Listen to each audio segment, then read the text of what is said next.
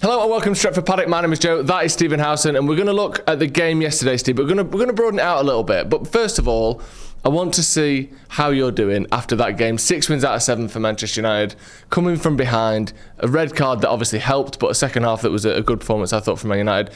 Were you happy with that performance? It was a bit frustrating, a bit flat, I think. And maybe that's what happens when you concede after 5 minutes. We didn't really see United get going. And obviously Crystal Palace getting a goal, they're going to sit off, aren't they? And they're going to make it difficult and they're going to deny space to us. But no, I thought there was reasons and circumstances that conspired against us a little bit. Conceding early, Luke Shaw going off, and I thought that narrowed us, and it really played into Crystal Palace's hands a little bit. But if you were sort of like assessing Carrick on like 5 or 6 different criteria, results is the biggest one. It should carry the biggest weight. It shouldn't carry the same weight as like, any other vibe sort of result or metric. Results is the ultimate one, because we've had likeable managers that have been gash. Results is what you're always going to get measured on. The results one at the moment, he has got a big old green tick in. Big old green tick. So you can figure, like, if we won a league playing like this next year, there's not a single United fan that gives a Frenchman's fuck. But do you have the faith that that's going to happen? I mean, I think we're all being a bit realistic about it. This is a run rather than a new thing, innit? Well, it feels like it, but I think the things that for me have been quite encouraging are the amount of XG that we're conceding has gone down dramatically since Amorim and even more so since Ten Hag. It's under 0.5 open play XG per game, other than the West Ham game, funnily enough, in every game since Carrick arrived. So there's something structurally, or at least whatever they're doing defensively, that seems to be making a consistent effect. Obviously, like you said, some of the details and the red card needed and the slow starts and stuff need to be looked at and worked out. But I wonder how, we've had managers that are clearly tactically very adept. They understand pressing structures and they understand how to sort of nullify the opposition. And that we've not seen huge success out of those managers at United. How important do you think that is? And if that is Michael Carrick's weakness, which people seem to have sort of already asserted that it is, how important is it that we have a manager that is as tactically adept as an Arteta or maybe not a Pep, because that's asking a lot, but those top level managers? People are going to take this the wrong way because it's the internet, but I don't know how tactically adept Pep is. Because when I think about tactics, I think about your ability to be able to change your plan to fit. Now, I think Pep has evolved his plan, but if the plan don't work, there ain't another plan. Does that make sense? Yeah. Is there a game where you can go, Pep was the underdog and tactically got a win? Because I can look at Michael Carrick against both Arteta and Pep last month and say, or the month before, and say he tactically got a win in those games. I don't know if you can say that about Pep. I think you can say he's a good coach. I think you can say he's had a lot of innovations and his plan was, a very good plan. But I don't know if you can say he's a good tactician. I think Fergie's an infinitely better tactician than Pep and never gets any credit for it whatsoever, because apparently he just used to bollock them, and that's how they won. Or he had great players who weren't that great. They just had Fergie. And I don't know if fucking Arteta's a great one either, or if he's just found a way to exist within a rule set that's not being enforced correctly. Well, because when has he gone and won a fucking game tactically? Cornering your way ain't tactics, in my opinion. Horrible. It's horrible. Did you watch that Arsenal-Chelsea game yesterday? Yeah, fuming.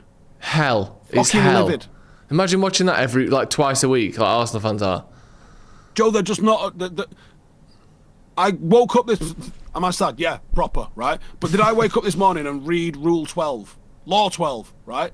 Yeah, I did. Because I was unsure. Right, you what? I respect that. Getting up first thing and reading Law 12. Read it really angry. Yeah. And I was right. I was right to be angry. because the rules exist. The rules are there. I mean, think back to the penalty that we had awarded against us. I think it was like 3 or 4 years ago when Rodri had his little arm dragged a little bit, right? And tell me that that's not 27 fucking penalties a game. Yeah. Some of the grabbing. It's an absolute disgrace. There was like 4 fucking fouls in the one, like, how was it not a penalty? The elbow and then the absolute wrapping them up, like, it's it's like they're dancing at like a high school prom or something, isn't it? Wrapping around each other and just swaying side to side. It is ridiculous. I mean, it was a little bit more obviously aggressive than that. Maybe a little bit more aggressive. I'm going to be honest. Right, we'll have to beat that. Looking at Carrick then, because like I said, it does seem as though certain people have already decided that tactically he's not there. Or maybe, as you said, the game plan isn't complex and high level enough to win games consistently across a 38 game or ideally 55, 60 game season.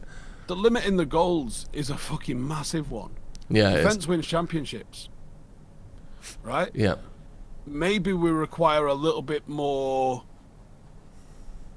I don't want to say structure, because I think that the final third isn't about structure. I think it's about playing with freedom.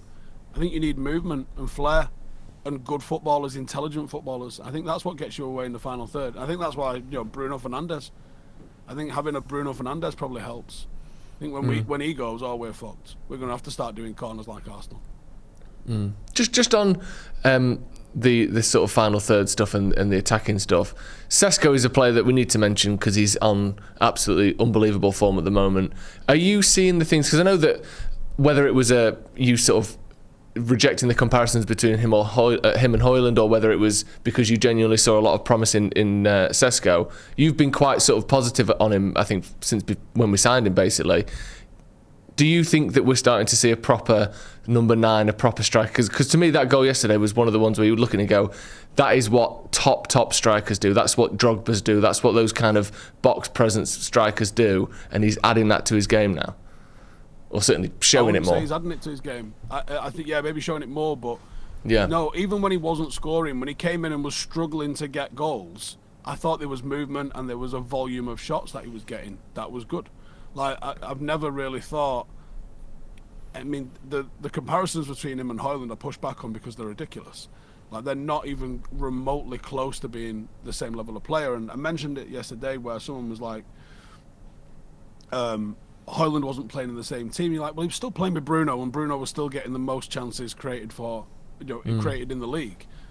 And he was getting a biblical shit level of shots off. Sesko, at one point this season, I don't know where it is right now, so I've not looked, but Sesko at one point was getting like nearly 3 times the volume of shots off.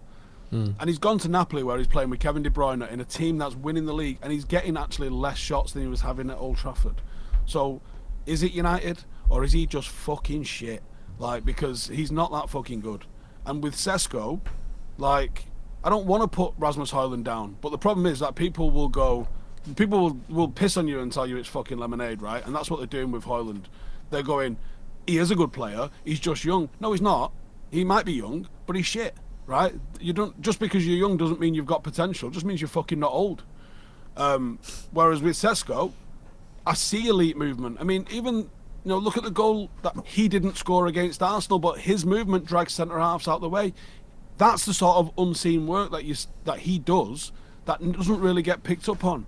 Like, I don't think he's perfect. I don't think he's Robin van Persie, Ruud van Nistelrooy, York or Cole. He is not Rooney. He is not in that ballpark. But he's also not in the same level as Højlund. I don't know where you would sit him.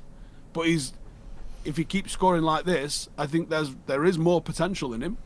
If he can get a bit nastier, a bit more ruthless. Like, Ruud was fucking horrible, wasn't he? Yeah, it was. Like, there was a real ruthlessness to Ruud that I think Sesko's a bit too nice. He needs, like, dumping or something, like, and see what happens after that.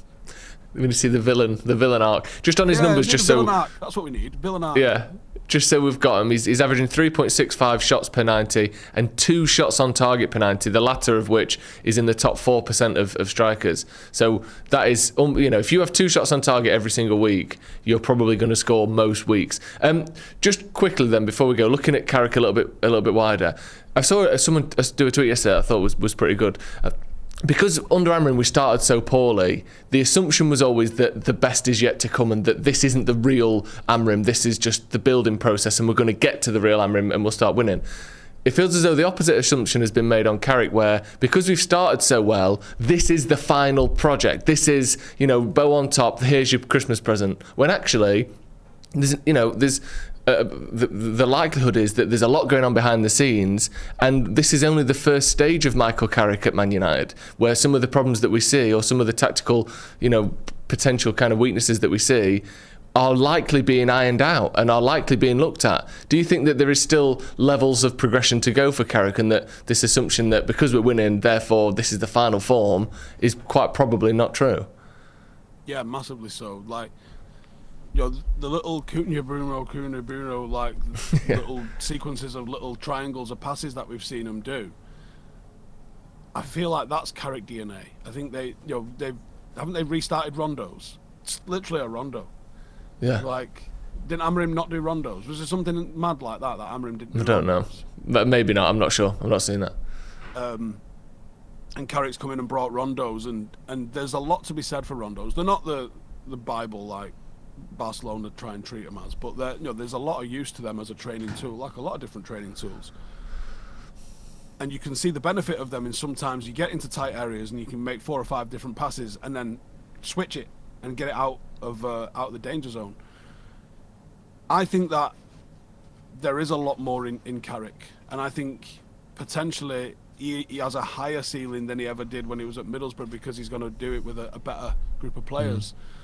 And world-class basics, when they're basic stuff, when it's done to a high degree, is genuinely the best thing you can do.